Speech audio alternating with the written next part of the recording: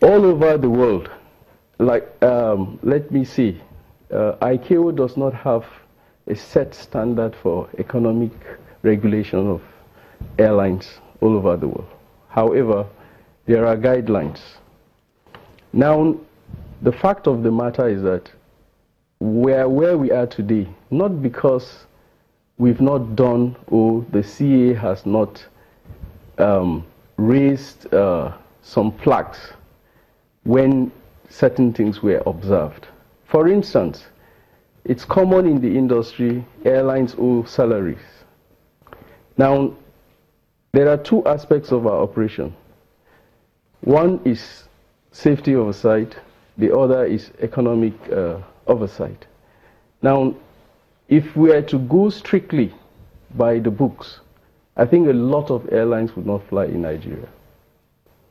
But because of the environment we find ourselves, we try as much as possible. I'm talking the system. I have a background, aside the fact that I'm president of ATSAN, I have been in the CA since 2001. So what I'm saying essentially is that while the CA is doing its own, there's an expectation that the operators should live to their responsibility. I can assure you that we have evolved.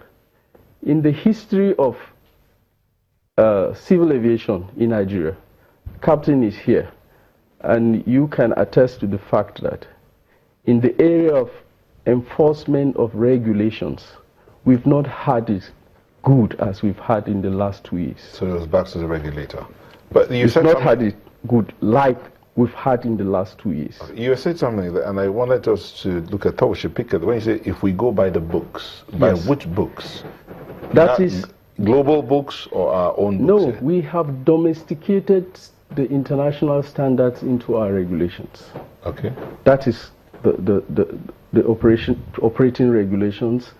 Now, in terms of policies, the Civil Aviation Authority does not formulate policies. It's the responsibility of the Ministry of Aviation, government, to set the policies that would enable the various activities within the sector. But the Civil Aviation Authority can work with the ministry? Yes, there's a Civil Aviation Policy, 2001. There's a 2013 that amended it under Stella Odua.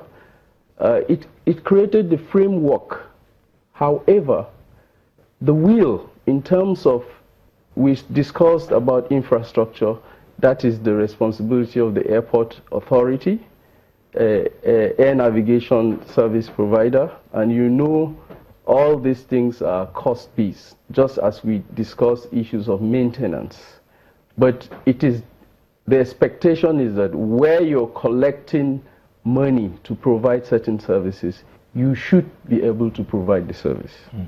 Okay, Captain, you were going to say something about... No, I was just going to correct something very quickly. Policy, the Civil Aviation Authority, to start with, is an autonomous authority. The Ministry of Aviation, ideally, is not intended or is not designed to interfere with what happens with the Civil Aviation Authority. Unfortunately, because of the meddlesomeness of the ministry, we've had them tell the Civil Aviation Authority what needs to be done, which is not correct. In terms of policy formulation, it is a responsibility of the Civil Aviation Authority, and that happens everywhere in the world. So we need to be very clear.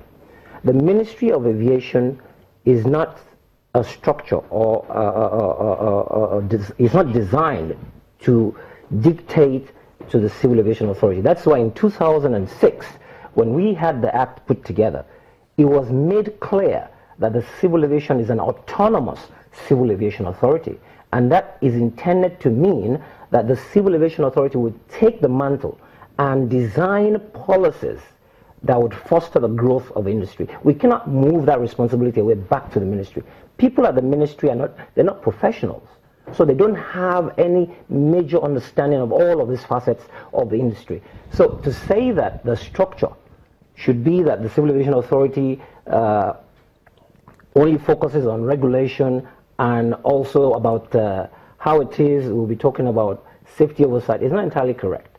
So what I want us to do at this point is to appreciate the fact that the CAA, and that's why I said they're complicit, if the understanding of their role is paramount, then they would realize that the idea of saying this, I mean, the ministry would tell them what to do or how it's going to be done is not correct. Okay. I'm sorry. I want to bring this here. We'll all tie way into this, but I'll start with you. I'll read out something and then let's see where we went wrong. We've talked about, if we go by the book, see. In 1973, Nigerian Airways hostesses, there was a picture. Nigerian leaders are some of the best in the world. They have turned the Nigerian Airways to a super intercontinental national carrier with 1,500 destinations across the globe, generating 150 billion naira profit yearly, 1973, and providing jobs directly to 10,000 Nigerians.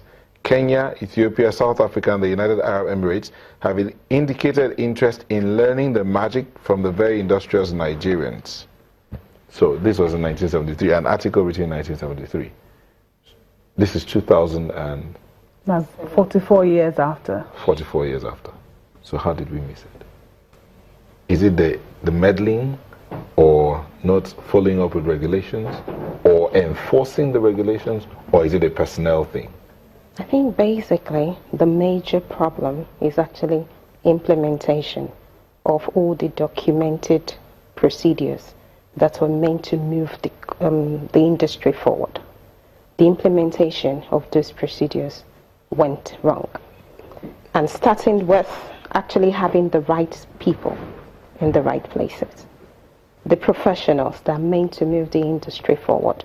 Did we have them in the right places? And if we had them in the right places, did we actually have like a strategic team that was monitoring the implementation of the policies, the procedures that was meant to move the industry forward? Because it was as if there was no proper oversight of what people were supposed to be doing. And before we knew it, we lost it. Okay, so for you, it's implementation. Captain Yai. Well, I mean, incidentally, Nigeria Airways obviously was a model. I mean, I happen to have had the opportunity of being in there. Now, Nigeria Airways, as at 1997, needed only $127 million to refleet. It had an asset base of about $3 billion. But the same politicians in Nigeria said, liquidate Nigeria Airways. Hold on. Nigeria Airways had asset base of $3 billion. $3 billion. And needed $127 million to refleet. I mean, this is not something I'm told I was involved. And this was in the time of General Sani Abacha. And there was going to be an approval for that.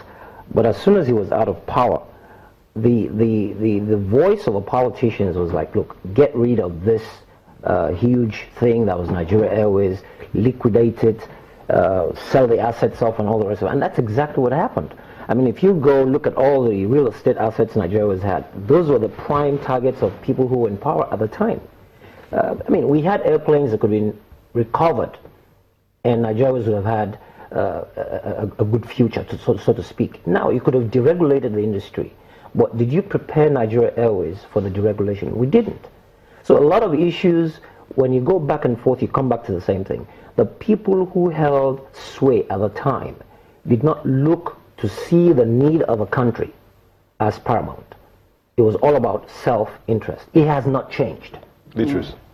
Well, if you indulge me to put certain things in perspective, we're talking about whose power is it to formulate policy or what.